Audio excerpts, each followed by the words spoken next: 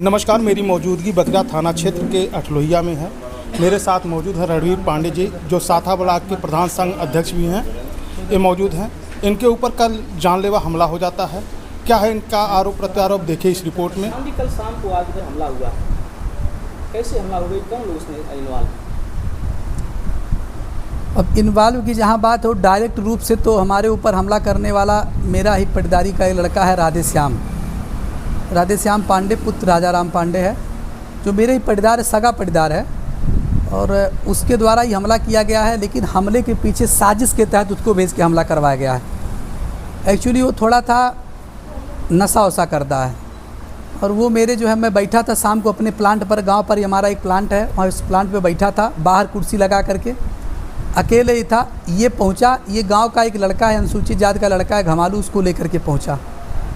घमालू road पर ही थे, जो PW रोड हमारे यहाँ समदा से लेकर परसा माफी गई, उस रोड पर ही खड़ा था।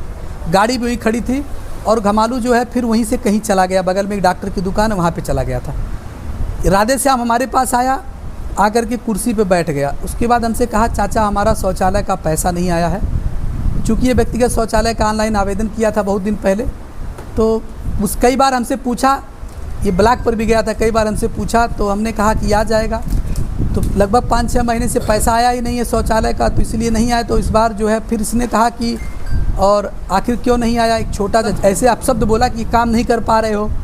तो हमको थोड़ा था मतलब आश्चर्य लगा कि ये लड़का कभी मुझसे इस तरह बात नहीं करता, आखिर ये भाषा क्यों बोल रहा है। तो हमने उससे पूछा कि ज़्यादा पी लिए हो क्या। हमने कहा ज़्यादा पी लिए हो क्या, इस तरह बोल रहे हो, चूँकि वो दारू के नशे में था। तो कहा कि सॉरी चाचा, और गलती हो गई, अरे चाचा सॉरी, अब नहीं बोलना चाहिए था। हमने कहा ठीक है। तो हम मुस्कुराए, हंसे, हमने कहा अच्छा बैठो, बात कर रहा है। तो हम उसी समय केसी अपने ब्लॉक में जो है पवन सूद पांडे हैं, साथा ब्लॉक के स्वच्छता ग्राम, उनके पास फ़ोन किया, हैंड फ्री करके उनको सुनाया। हमने कहा देखो, वो बोले कि भैया पैसा नहीं आ रहा, अभी 5-6 महीने से नहीं आ रहा, आ जाएगा पैसा जल्दी। उसके बाद मैंने फ़ोन काटा। फिर मैं ज़िले पर जो स्वच्छता का कार्यक्रम देखते हैं, केसी मिश्रा जी हैं, जो शौचालय का पैसा वो भेजते हैं, उनके द्वारा आता है, उनके पास मैंने फ़ोन किया। उन्होंने कहा प्रधान जी पैसा अभी 5-6 महीने से नहीं आया, पैसा जल्द आ जाएगा। और हम UC बनाकर भेजे हैं, करीब 45 से 4600 लोगों की अभी जो है सेकंड किस्त नहीं आई, 3.25 करोड़ करीब हमारा रुपया बाकी है, जल्द आता हम पैसा भेजते हैं। हमने उनसे रिक्वेस्ट भी किया कि भैया आएगा, थोड़ा हमारे ग्राम पंचायत का जल्दी भेज दिएगा। उसके बाद हमारी उनकी बात भी खत्म। ये लड़का वहीं बैठा था, ये मुस्कुराने लगा, कहा चाचा ठीक है। हमने कहा हो गए संतुष्ट, कहा हाँ चाचा ठीक है, कोई बात नहीं। इसके बाद चूँकि ये सुनियोजित इसका था, तो हमने इससे पूछा और कोई काम, कहा हाँ एक काम और है। लेकिन उसी बीच में एक पुराना गाँव के सुदामा करके हैं, वो आ गए। तो उनका राशन कार्ड है, कुछ मैटर था। क्योंकि हमारे पास BDC भी हैं, हम BDC हमारा व्यक्ति है, हमारा आदमी BDC है। तो वो जो है आए हमारे पास, वो गांव पुराना हमारे ही गांव पंचायत, मतलब मेरे ही क्षेत्र पंचायत क्षेत्र में आता है। तो उम्मीद उनको थी, मेरे पास आए, कहे प्रधान जी हमारा जो है राशन कार्ड नंबर कट गया, डलवा दीजिए। हमने कहा ठीक है, डलवा देंगे।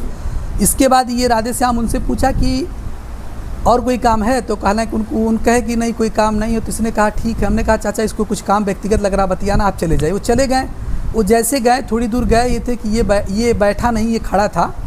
उसके बाद इसने कहा हमको मोबाइल अपना आप दे दीजिए चाचा। हमने कहा क्या होगा मोबाइल, तो हंस के कह रहा मोबाइलिया कूचना है, मोबाइलिया तो हर कूचे हुआ है। तो हम कहली मोबाइलिया कूचे हुआ है। तो उसने कहा कि हाँ। तो हम ऐसे मजाक में ही हमने कहा अच्छा लो मोबाइल में उसको दे दिया। मोबाइलिया उठा करके एक ईंटा उठाया था, ईंटा एक उठाया तब तक वो, और मोबाइलिया मेरा उठा करके पीछे मेरा मोरंग रखा था, बालू रखा था लाल वाला, उस पर फेंक दिया। हमने कहा मोबाइलिया क्यों फेंके, ये मैं पूछ ही रहा था, ऐसे कुर्सी पे बैठा था कि तब तक ये जो है उसी ईंटा से, जो ईंट हमारे पास रखा हुआ है, उसी ईंट से लगातार 3 बार प्रहार किया मेरे इस साइड में।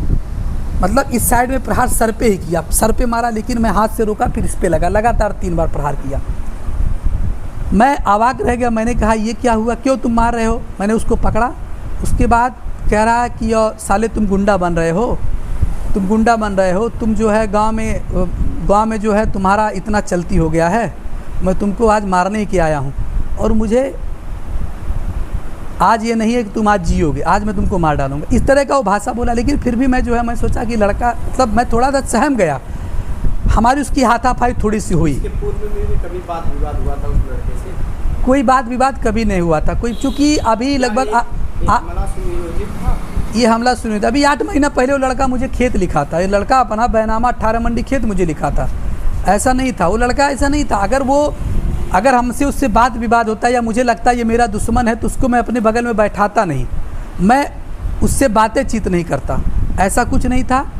हुआ क्या, उसके बाद जो है वो लगातार हाथापाई मुझसे करने लगा। मुझे इसी बीच में जो हमारे गांव का घमालू लड़का था उसको मैं वहाँ देखा नहीं, वो चला गया, वहाँ से था नहीं, वो चला गया कहीं, ये कन्फर्म वो चला गया। लेकिन जब राधेश्याम आए थे तो वो ले करके ही उनके साथ आया था। और राधेश्याम जब मेरे ऊपर हमला करने की प्लानिंग कर रहे थे तो चूँकि वो हमला किए नहीं तो उसके पूर्व मैंने देखा था कि घमालू द्वारा राधेश्याम की पल्सर गाड़ी को, पहले गाड़ी पश्चिम दिशा की तरफ गाड़ी का जो है आगे का मुंह था, फिर गाड़ी पूरब दिशा की तरफ वो घुमा करके, और जैसे एक होता है कि कोई लुटेरा लूटने के लिए जा रहा हो, एक आदमी लूटने के लिए जा रहा है, एक गाड़ी पे साइकिल मोटरसाइकिल स्टार्ट किए हुए कि लूट के आएगा भागेंगे, उसी कंडीशन में कि मार करके आएंगे इनको लेकर के भागेंगे, उस कंडीशन में घमालू के द्वारा किया गया।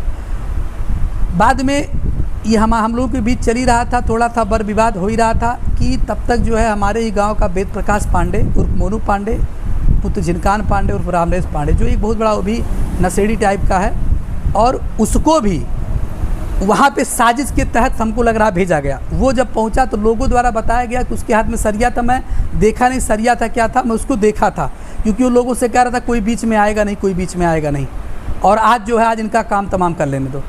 उसके बाद जो है लोगों द्वारा किसी तरह प्रोटेस्ट करके बचाया गया। मैंने जो है किसी तरह जब बचे तो फिर मैंने देखा कि वेद प्रकाश पांडे द्वारा अपनी गाड़ी, वो रिक्शा चलाता, अपनी गाड़ी का कुछ रिंच उंच जो है वो पार्ट ला करके और उसी बीच में टहला जा रहा था, जिसका मैं हल्का सा वीडियो में बना लिया, हल्का सा मैं वीडियो बना, जो वीडियो मेरे पास है।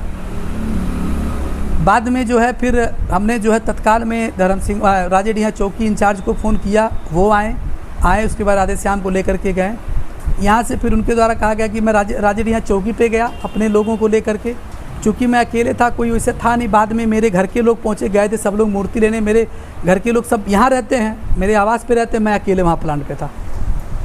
बाकी लोग गए थे मूर्ति उर्ति लेने के लिए, जब लोग सुने तो वहाँ जुटे आए। उसके बाद मुझे लेकर सब लोग राजेडीहा चौकी पे गए, वहाँ चौकी इंचार्ज कहा गया आप थाने पे जाइए, थाने पर ही सब कुछ होगा। मैं थाने पे गया, थाना अध्यक्ष वहाँ पे थे नहीं, लेकिन वहाँ पे बैठे थे इंचार्ज को, इनको बैठाए थे। हमको लग रहा है कि वहाँ पे कोई जो है SSI करके कोई थे जो लिखा पढ़ी कर रहे थे। उनके द्वारा कहा गया कि जो है तत्काल में मेडिकल जांच के लिए उनकी कोई कॉपी वॉपी बनती हो बनाया गया। हमसे कहें प्रधान जी आपकी मेडिकल, मैं मेडिकल कराने के लिए करीब 9 बजे 9:10 उस पे वहाँ से निकला, बखिरा थाने से मैं आया मेहदावल CSC यहाँ मेडिकल कराया। मेडिकल कराने के बाद फिर मेडिकल 9:40 तक हमारा मेडिकल कॉपी मिल गया। फिर उसके बाद जो है जो PRD जवान आया तो मेडिकल कॉपी लेकर के चला गया वहाँ थाने पर। इसके बाद थोड़ी देर बाद हम लोग वहाँ पे थे, फिर SO का फ़ोन आया था, प्रधान जी कहाँ, हमने कहा हम तो घर जा रहे हैं, कहे नहीं आप आ जाइए, आपसे काम है थाने पर। मैं थाने पे गया, वहाँ पे तहरीर चूँकि मैं पहले दे चुका था, फिर हमसे कहें कि ठीक है तहरीर जो है थोड़ा सा आप साफ तहरीर लिख दीजिए, तहरीर थोड़ा सा आपका जो है जो लिखा वो कट पिट है। तहरीर को फिर साफ लिखा गया, तहरीर मैंने साफ तहरीर लिखा, अपने यहाँ से मैं तहरीर लिखा गया। उसके बाद जो है चूँकि पहले मैं तहरीर दे दिया था, बाद में तहरीर में कुछ कटिंग पिटिंग वो कहें उसको साफ़ कीजिए, तहरीर में लिखा, तहरीर में दिया उनको। उसके बाद करीब हमसे वो कहें कि सिपाही द्वारा कहा गया प्रधान जी आप यहाँ जाइए और मैं जो है सुबह में 8 बजे आपको FIR की कॉपी मिल जाएगी मुकदमे की।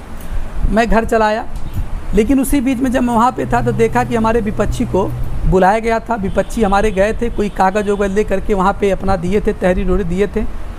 SO द्वारा उनसे बात भी किया जा रहा था व्यक्तिगत रूप से। इसके बाद सुबह में मुझे जो हमारे पास जो कॉपी है उसमें देखे कि हमारे ऊपर भी SC ST का मुकदमा उक्त लोगों के द्वारा जो घमालू है उसके द्वारा कराया गया है। और हमारे साथ हमारे पिताजी, हमारा एक मौसा का लड़का है गांव में ही रहता, उसके ऊपर हमारे एक मामा के लड़के हैं, जो कोई था नहीं उस समय घटना के समय, सब लोग बाहर थे। सब लोग केवल मुझे दवा जब कराना था तब सब लोग आए थे, लेकर के थाने जाए तब सब लोग आए थे। उन लोगों के ऊपर भी वो मुकदमा SC ST का करवा दिए। चूँकि तहरीर पहले थी, पहले SC ST का मुकदमा होता कि हमारा तहरीर पहले दिया गया था, लिखित मौखिक डॉक्टरी भी सब था, लेकिन SO द्वारा मेरा मुकदमा बाद में किया गया। आपके कहने के हिसाब से मार भी आप खाए, हाँ। SC जो लड़का था उससे कोई विवाद भी नहीं था, हाँ। फिर भी आपके खिलाफ मुकदमा भी हो गया। हाँ, SC लड़का केवल राधेश्याम के साथ गया था गाड़ी लेकर के, फिर वो गाड़ी लेकर के कहीं चला गया। उस झगड़े के दरमियान वो नहीं था, लेकिन जो तहरीर दिया गया वो उसी से तहरीर दिलवाया गया कि ये लोग जो हमें जात सूचक गाली दिए हैं और सब दिए, जबकि ऐसा कुछ नहीं था, उससे कोई बातें विवाद नहीं था, क्योंकि वो मेरे विरोध का लड़का है। मैं अपने विरोधियों से बात नहीं करता हूँ। ये जो राधे श्याम है, ये उनके साथ गया था, दारू वारू पीने गए थे। हम सोचे हो सकता भाई, देखिए सब हमारे बस में तो है नहीं, हमारा अपना व्यक्तिगत लोगों के साथ जो भी विचार रहता है। क्योंकि ये मेरे पटदारी, किसको आने जाने का अधिकार था, आकर के मेरे पास बैठ गया। हम कुछ बोले, SC/ST का मुकदमा दर्ज हुआ, हाँ, आपके साथ मारपीट की गई, हाँ, तो क्या लगता है कोई प्लान था क्या, कोई साजिश था? साजिश है, ये साजिश है। ये साजिश के तहत ही मार हुआ था। ये मेरे कल हत्या करवाने का प्रयास था। और हत्या, मुझे जो पता चला था कुछ दिन पहले कि आप सतर्क रहेंगे, आपके साथ एक पूर्व जनप्रतिनिधि हैं, वो किसी भी स्तर से उतर कर आपके साथ काम करवाना चाह रहे हैं, आपके ऊपर मुकदमा लिखवाएंगे, आपका जांच करवाएंगे, आपके खिलाफ कहीं मार करवा सकते हैं, आपकी हत्या करवा सकते हैं। लेकिन मैं उस चीज़ को हल्का लिया। मैंने कहा ऐसा एक जनप्रतिनिधि नहीं करेगा, क्योंकि मैं भी एक जनप्रतिनिधि हूँ। मैं जानता हूँ कि लोग आरोप लगा सकते हैं, लेकिन इस तरह कोई जनप्रतिनिधि नहीं करेगा कि किसी की हत्या करवाने का वो प्रयास करेगा। चूँकि अब समय बदल चुका है, महाराज जी की सरकार है, और मुझे ये पता है इनके राज्य में ऐसा कुछ नहीं होगा। लेकिन जब कल मेरे ऊपर हमला हुआ, हमले के कुछ देर पहले की मैं घटना बता दूं आप लोगों को कि राधे श्याम और घमालू दोनों लोग, मैं अपने गांव पर ही गया था, चौराहे पर एक मेडिकल स्टोर की दुकान है, मेडिकल स्टोर है, शुक्ला मेडिकल स्टोर है, वहाँ पे मनीष शुक्ला करके मतलब मेडिकल स्टोर चलाते हैं, उनकी दुकान पे मैं गया था। हमारी बच्ची को छाला मुँह में पड़ा था, उसकी दवा लेने के लिए मैं दवा लिया था। उसके बाद जो है मैं देखा उसी समय कि सामने एक बिल्डिंग मटेरियल की दुकान है विनोद कुमार चौबे का, जो मेरा हमेशा मुझसे रंजिश रखते हैं, मेरे खिलाफ वो भी साजिश करते, उस पूर्व जनप्रतिनिधि के ही ये इशारे पे काम करते हैं। तो मैंने देखा कि घमालू और राधे श्याम दोनों लोग आए, आकर के अपनी गाड़ी को खड़ा किए, वहीं पर रोड पर ही गाड़ी खड़ा किए। इसके बाद विनोद कुमार चौबे बरामदे में बैठे थे, जब हमको देख लिए। इसके बाद जब घमालू और ये राधे श्याम दोनों लोग आए, इनको लेकर के वो चले गए अपने अंदर, यानी कि अपनी दुकान के अंदर चले गए अंदर, ताकि कोई देखे ना। वहाँ पर कोई लोगों से बात हुई, क्या बात हुआ हम नहीं जानते। हम दवा लिए, दवा लेकर के अपने घर आए, दवा दिए। दवा देने के तुरंत बाद मैं चूँकि दवा देने आया, तो दवा देने मैं गया अपने प्लांट पर जा कर के बैठा। इवन मैं बैठा ही था तभी ये लोग पहुँचे थे। इससे ये लग रहा कहीं ना कहीं जो घटना हुई थी वो साजिश की जा रही थी। लोगों द्वारा ये भी बताया गया कि लगातार 3 से 4 बार राधे श्याम और घमालू आपके प्लांट की तरफ आए हैं, गए हैं पहले, लेकिन आप थे नहीं, आप उस समय मौजूद नहीं, इसीलिए लोग गए नहीं। जब मैं वहाँ मौजूद तभी लोग गए। विनोद कुमार चौबे जो है ये बुलाएं, ये कुछ उनको कहें, साजिश किए, तभी तो जा कर के हमारे ऊपर हत्या का प्रयास किया। दूसरी चीज़ कि अभी कुछ दिन पहले ही विनोद कुमार चौबे द्वारा, मेरे ही गाँव का वेद प्रकाश पांडे है, वो बैठ करके, हमारे गांव के दुकानदार हैं, किराने की दुकान है, नाम नहीं लूँगा, उनके दुकान पे बैठ करके ये सामने कुर्सी लगा के बैठा था, और विनोद कुमार चौबे बैठे थे, और 2 लोग और थे। वेद प्रकाश पांडे जो मोनू है, वो मेरे पास फ़ोन करके मुझे अपशब्द कह रहा था, मुझे गाली दे रहा था। तो हम इग्नोर किए। हम उसके पिता शिकायत किए, तो उनके पिताजी कहें बेटा एक बार नहीं, हमको 10 गाली दे देना। वो पिया हुआ, कुछ लोग उसको चढ़ा दिए। हम इग्नोर करते गए, लेकिन ये हमारी माँ बहन को लगातार जब गाली देना स्टार्ट कर दिया, तो मैं वहाँ से आया। मैंने कहा तुम गाली क्यों दे रहे हो? तो मैंने उसको 2-3 थप्पड़ में मारा था उस समय, चूँकि पटदारी का लड़का था, सब लोग मेरे क्लोज ही हैं, छोटा भाई था। मैं 2-3 थप्पड़ मारे। हमने कहा लोगों के चढ़ाने पे तुम जो है अपने घर के ही माँ बहन को गाली दे रहे हो। इसके बाद जब कल की घटना हुई, तो मुझे ये लगा कि तत्काल में वेद प्रकाश पांडे भी वहाँ पहुँच गया, रिंच पाना लेकर के, हथियार लेकर के।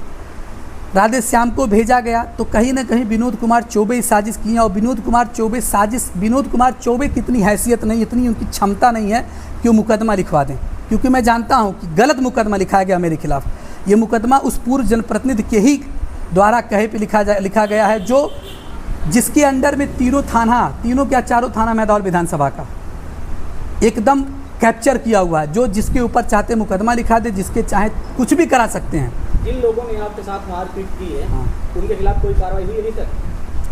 कार्रवाई में मुकदमा लिखा गया है, FIR दर्ज हुआ है रात में।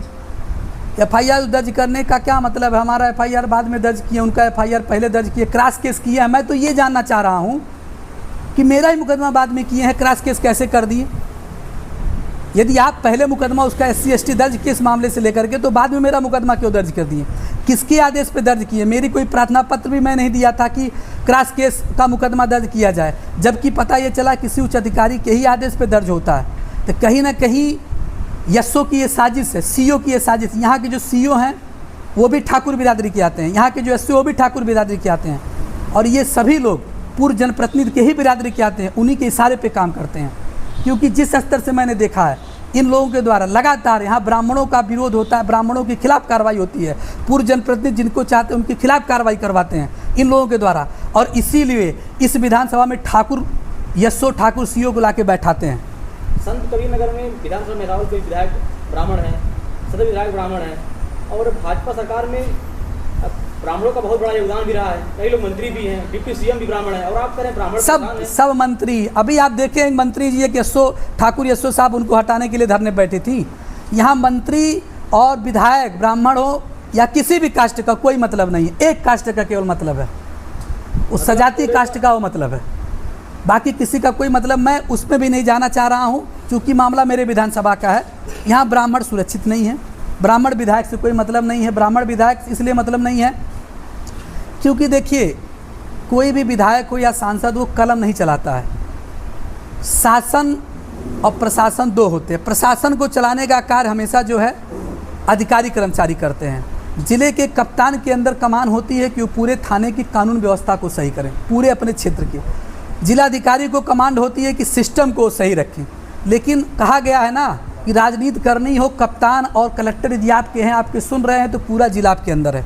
यहाँ पर चूँकि पूर्व जनप्रतिनिधि जो सुनने में आया है, जो कहा जाता है कि मुख्यमंत्री जी के सहयोगी हैं और मुख्यमंत्री जी का टैग लगा हुआ है, इसलिए मुझे नहीं लगता कि कप्तान साहब उनकी अनदेखी करेंगे, यहाँ के सीओ अनदेखी कर पाएंगे, यहाँ की एसओ अनदेखी कर पाएंगे। आपको न्याय कैसे मिलेगा? क्योंकि मेदावल विधानसभा के अंतर्गत जो भी थाने, मैं नहीं कह रहा हूँ, मैं पूरे ठाकुरों को नहीं कह रहा हूँ, क्योंकि अन्य जगह भी हमारे ठाकुर समुदाय के लोग हैं, अन्य ज़िले में भी हैं, यहीं हमारे जो है अन्य विधानसभा में लोग संत कबीरनगर में विधानसभा में वहाँ पर वो न्यायप्रिय हैं। यही हमारे ही मेदावल विधानसभा के जो यशो लोग हैं अन्य जगह जाएँ अभी यही न्यायप्रिय हो जाएंगे, यही अन्याय नहीं करेंगे। लेकिन मेदावल विधानसभा में कुर्सी बचाने के लिए कि मैं कहीं यशो मेरी कुर्सी न छिन जाए, सीओ साहब मेरी कुर्सी न छिन जाए, इसलिए उस पूर्व जनप्रतिनिधि के इशारे पर इनको काम करना होता है। चूँकि सबको कुर्सी प्यारी है, सबको पैसा प्यारा है, तनख्वाह उतने मिलना है, लेकिन क्या आखिर वजह है कि कुर्सी के लिए लोग इस तरह से इन्वॉल्व होते हैं और पूर्व जनप्रतिनिधि के ही कहने पर सारा काम करते हैं। कितना षड्यंत्र यहाँ पे हो रहा है जैसा कि आप आरोप लगा रहे हैं, फिर आपको न्याय कैसे मिलेगा? देखिए मैं आपको बता दूं, वर्ष 2021 में मैं पूर्व जनप्रतिनिधि के खिलाफ रास्ते के लिए धरने पर बैठा था। अब मैं आपको बता दे रहा हूँ, पूर्व जनप्रतिनिधि जो यहाँ के तत्कालीन वर्तमान विधायक थे उनके खिलाफ मैं धरने पे बैठा था, साथा मेहदौल मार्ग के लिए, और तभी से वो मेरे साथ खुन्नस में थे। लेकिन उस समय किसी कारणवश वो मेरे ऊपर मुकदमा नहीं करवा पाए। मैं चुनाव लड़ा प्रधान संघ का, तो वो अपने किसी सहयोगी को लड़ाए मुझे मेरा जो है खिलाफत करने के लिए, मुझे हराने के लिए। वहाँ भी वो हार गए, वहाँ भी उनका सहयोगी नहीं जो है मैं अध्यक्ष बन गया। फिर इसके बाद जो है कई मामले में वो मेरे खिलाफ जो है जांच करवाना चाहे, इवन मेरा जो है कोटा मेरे पिताजी के नाम से वो भी ख़त्म किए। मतलब मेरा प्रधानी कई बार जांच कराना चाहे, फर्जी रूप से मुकदमा मेरे ऊपर लगवाए कि SC/ST का मुकदमा ऑलरेडी जिस मामले में सुलह भी हो गया था, उस मामले में दबाव कर करके मेरे ऊपर मुकदमा करवा दिए, फिर मुकदमा करवा रहे हैं। तो कहीं ना कहीं जो खुन्नस, वो धरना वाला खुन्नस था, वो चाहते हैं मैं हिटलर बन के रहूँ। मतलब कि पूर्व जनप्रतिनिधि स्वयं को हिटलर की तरह काम करना चाहते हैं। उनके इशारे पे जो नहीं चला वो नहीं रहेगा, चाहे उनके बिरादरी का ही क्यों ना हो। मैं नहीं कह रहा हूँ, क्षत्रिय बिरादरी के भी लोग उस व्यक्ति से परेशान हैं, ऐसा नहीं उससे सब खुश हैं। ब्राह्मण तो तबाह हैं, वो ब्राह्मण खुश हैं जो दबे कुचले हैं। कोई भी मजबूत ब्राह्मण उनसे खुश नहीं है। जो ब्राह्मण जा करके तलवा उनका चाट रहा वही उनसे खुश है। बाकी कोई भी मजबूत ब्राह्मण, जो ब्राह्मण अपने आप में क्षमता रखता है, अपनी जनप्रतिनिधि, अपने मैं प्रधान बना हूँ तो मैं अपने क्षमते से बना, अपने गांव वालों के सभी मैं काम किया हूँ। मेरे बड़े पिताजी हैं, मौसा हैं, लगातार वो यहाँ पे प्रधान 1988 से प्रधानी का कारोबार वो संभाले थे। बीच में 3 बार रिजर्वेशन हुआ था, जिसमें 1 बार मेरा व्यक्ति जीता था, 2 बार हमारे एंटी जीते थे। हमारे गांव में इस तरह का कभी भेदभाव नहीं था। हमारे यहाँ चुनाव होता था, चुनाव के बाद लोग मिल बैठ के खाते पीते थे। लेकिन 2021 के चुनाव के बाद यहाँ पर एक लड़का आया चुनाव लड़ने, वो थोड़ा सातिर और गुंडा किस्म का लड़का था। वो आया, वो पहले क्या था, पहले लोग सुनते नहीं थे विनोद कुमार चौबे का। ये विरोध तो मेरा बहुत पहले से कर रहे हैं 2010 से, लेकिन इसके पहले जब भी हमारे विरोधी कोई भी प्रधान अनुसूचित जात के होते थे वो कभी सुनते नहीं तरीके का। लेकिन 2021 के बाद से जो लड़का आया, जो हमारा एंटी था, सेकंड फाइटर, वो आया। वो इनके, चूँकि वो उसके पास पैसा है नहीं, फाइनेंस की व्यवस्था विनोद चौबे करते हैं। ये टोटल जो है फाइनेंस की व्यवस्था की है, उसको प्रोटेस्ट किए, उसको आगे करके यहाँ के लोगों को आगे हमेशा हमारे ऊपर हमला करवाना चाहते हैं। हमले के पीछे ये कहा जाता है कि तुम हमला करवा दो, और पूर्व जनप्रतिनिधि जो है वो कहते हैं कि आप हमला करवा दो और मैं जो है मुकदमा उसके खिलाफ भी दर्ज कराऊंगा, उसका मुकदमा दर्ज नहीं होने दूंगा। क्योंकि मुकदमा, मुझे भरोसा तब नहीं था कि एक जनप्रतिनिधि ऐसा सोच सकता, कर सकता, लेकिन कल जब मेरे साथ घटना हुई तो मुझे लगा कि हाँ, हो सकता है वो पूर्व जनप्रतिनिधि कर रहा है। आप तमाम आरोप लगा रहे हैं, सरकार से क्या मांग करेंगे जिससे आपको न्याय मिले? देखिए, सरकार से भी मांग कर रहे हैं, मुख्यमंत्री जी से मांग कर रहे हैं कि सर्वप्रथम यदि आप न्याय की कुर्सी पर बैठे हैं तो समस्त समुदाय आपका है, हिंदू हो मुस्लिम हो, सब आपके हैं। आज आप राजा हैं। दूसरी चीज़, हिंदू बिरादरी में जिस स्तर से इस प्रदेश में ब्राह्मणों के साथ लगातार बड़े बड़े लोगों के साथ हुआ, वो जो होना था वो तो सरकार की अपनी मंशा थी, लेकिन मेहदावल विधानसभा में जो मजबूत ब्राह्मणों को दबाया जा रहा है, दबे कुचलों को नहीं, मजबूत ब्राह्मणों को दबाया जा रहा है, कहीं ना कहीं आपका ही जो सहयोगी हैं, जो आपके नाम पर यहाँ पे लोगों को परेशान किया जा रहा है, ब्राह्मणों को परेशान कर, अन्य कास्ट को परेशान कर जो उनके नहीं है, जो विधायक लोगों के सहयोगी हैं उनको परेशान किया जा रहा है, कहीं ना कहीं आपकी छप धूमिल हो रही है। तो माननीय मुख्यमंत्री जी, निवेदन है कि आप इस मामले को देखिए और मेहदावल विधानसभा का खासकर यदि आप अपनी छावनी से प्रेम रखते हैं तो इसी छावनी पर ही, इसी छावनी के ही रास्ते मेरा गाँव है, आप कभी भी अपने छावनी पे जाइए या मेहदावल विधानसभा में आइए, यहाँ की मॉनिटरिंग करके देखिए क्या स्थिति है। यहाँ के सीओ, यहाँ के एसओ, एसपी जो है कप्तान, उनके बारे में नहीं कह सकता हूँ कि वो क्या है, लेकिन मुझे भरोसा है कि कप्तान की भी क्षमता नहीं है कि वो बात काट दें। सबको अपनी कुर्सी प्यारी है, अटैच कर दिए जाएंगे, नहीं तो पुलिस महानिदेशक के वहाँ अटैच कर दिए जाएंगे, एसओ साहब लाइन हाजिर कर, पुलिस लाइन में अटैच कर दिए जाएंगे सीओ साहब, कप्तान साहब के वहाँ। तो ये कहीं ना कहीं सबको अपनी कुर्सी प्यारी है, कोई भाड़ में जाए। बाकी मैं कह रहा हूँ कि जिस दिन लोग रिटायर होते, रिटायर होने के बाद जो आज अन्याय किए हैं, जो अन्याय कर रहे हैं, अपने पद का दुरुपयोग कर रहे हैं, वो लोग भी, चाहे वो प्रशासन के लोग हों, रिटायरमेंट के बाद भोगते हैं, नेता लोग हों, जब वो चुनाव हारते हैं या जनप्रतिनिधि नहीं रहते तब भोगते हैं। इसीलिए निवेदन है, न्याय की कुर्सी पे हैं तो न्यायप्रिय काम कीजिए। मैं प्रधान संघ का अध्यक्ष हूँ, मेरे पास मैं यहाँ साथा ब्लॉक के 71 प्रधान हैं, 71 प्रधान मुझे लेकर के हैं और मेरे एक इशारे पे आज धरना देने के लिए जाने के तैयार थे, लेकिन मैं मना किया था, मैं सबको मना कर दिया और सब लोगों ने मुझसे कहा चलिए, अगर प्रधान आप ही सुरक्षित नहीं है तो मैं कहाँ सुरक्षित हूँ। चूँकि लोग मुझसे खुन्नस इसलिए खाते हैं, जो मेरे विरोधी हैं, पूर्व जनप्रतिनिधि हैं, कि मैं प्रोटेस्ट करता हूँ, मैं दमदारी से विरोध करता हूँ, मैं अपने प्रधानों के साथ रहता हूँ, मैं अपने जनता के साथ रहता हूँ, मैं ब्राह्मणों के साथ रहता हूँ। जो गलत आरोपी है, जो आरोप करता है, आरोप जो लोग काम करते हैं, अभियुक्त गण हैं, मैं हमेशा उनका विरोध करता हूँ।